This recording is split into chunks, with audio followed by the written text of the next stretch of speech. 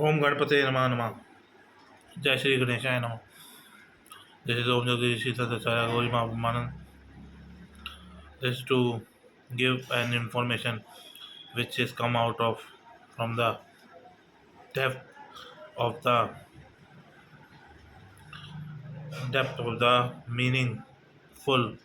meaningful knowledge about the Shastra. So I have taken it. कर्म आत्मा, एक होगा कर्म आत्मा, एक होगा भाग्य कर्म आत्मा, एक होगा कर्म आत्मा, एक होगा भाग्य कर्म आत्मा। पहले कर्म आत्मा देख लेते हैं। जिन आत्माओं का संबंध अपने पुराने कर्मों से जुड़ा हुआ होता है, जिनमें वर्तमान समय के भोग कर अच्छे समय व्यतीत किया है, वह भी कर्म आत्मा में आता है। जिसने शायद जो जो भी व्यक्ति, कर्म तो हम सब कर रहे हैं, अच्छे कर्म भी कर रहे हैं, शायद गलती से बुरे कर्म भी कर रहे हैं, या कुछ कुछ अच्छे कर्म है, या जिसको बोले जो है मतलब जो जो ये जीवन चक्रीय प्रक्रिया चल रही है, इन सब में हम कुछ ना कुछ गतिविधियों में हैं, तो इसे कर्मात्मा कहेंगे। जिनका संबंध पौराणिक वंश के कर्मों से नहीं जुड़ा रहता, और इनका संबंध पौराणिक कर्मों से या वंश से नहीं जुड़ा रहता, होता है कर्मात्मा। अब एक आता है भाग्य कर्मात्मा। भाग्य कर्मात्मा क्या होते हैं? भाग्य कर्मात्मा आपके वो कर्मात्मा होंगे जिस भी व्यक्ति को वंश पारंपरिक, मतलब जो आपके बहुत पुराने टाइम पे वंशज कुछ जन्मे होंगे, उन्होंने अच्छे काम किए होंगे, पौराणिक काम किए होंगे। अभी तो आप सिंपल सी बात आप समझ गए होंगे, राजा तो राजा ही रहता है, चाहे वो उसके पुराने काल में किसने किया हो, कुछ भी किया हो, तो उनके अच्छे कर्म, उनके वंशज अभी तक चलते रहते हैं। तो वो भाग्य कर्म आत्मा में आते हैं, जिनमें उनको कुछ नहीं करना, मतलब कर्मों का बोझा ढोना नहीं होता, उनको कर्मों का बोझा ढोने को नहीं होता। कर्म आत्मा में कर्मों का बोझा ढोना पड़ता है, लेकिन इसमें कर्मों का बोझा नहीं ढोना पड़ेगा। ये भाग्य कर्म आत्मा होता है।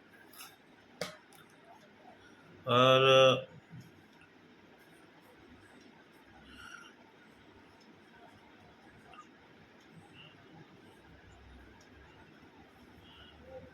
उसके समय काल में, जैसे मैंने बोला कि उसके समय काल में ये चीज़ जुड़ी हुई होती है। अब राम के बाद श्री कृष्ण भगवान का रूप दर्शन मैंने उसी में दिए, किस में?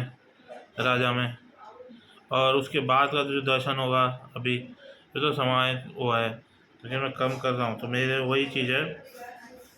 वंश में जो पारंपरिक जो वंशज जो आ रहा है, उसमें वंश की पीढ़ी में जो कर्म किए हैं, वो इस बार के कर्म में नहीं जुड़ते।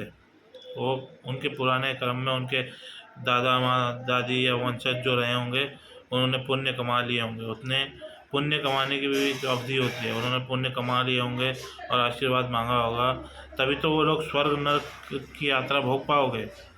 वो स्वर्ग में जा कर के अपना समय काल काट करके आते हैं।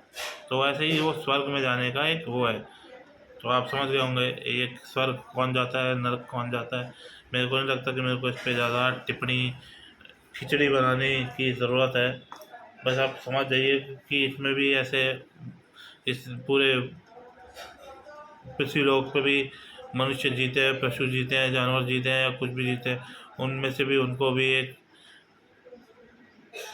ओम बोले कुछ व्यक्ति होते हैं जिन पे भाग्य कर्म आत्मा होती है। बाकी मैं इसके डिस्क्रिप्शन में डाल दूंगा, कोई दिक्कत हो तो अपने आप समझिए। और ये ज़रूरी था आपको बताना, क्योंकि मनुष्य सब एक हिसाब से तोला नहीं जाता।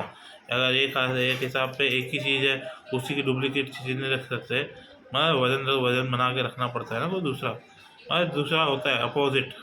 जो अपोजिट है वो भी सब्जेक्ट है, जो नहीं है अपोजिट है वो भी सब्जेक्ट है। दोनों ही सब्जेक्ट है, लेकिन दोनों सब्जेक्ट में थोड़ा थोड़ा अंतर है, वो मैंने आपको बता दिया। तो हर महाकाल तुम्हें आशीर्वाद, मैं दूँगा आशीर्वाद महाकाल तुम्हें।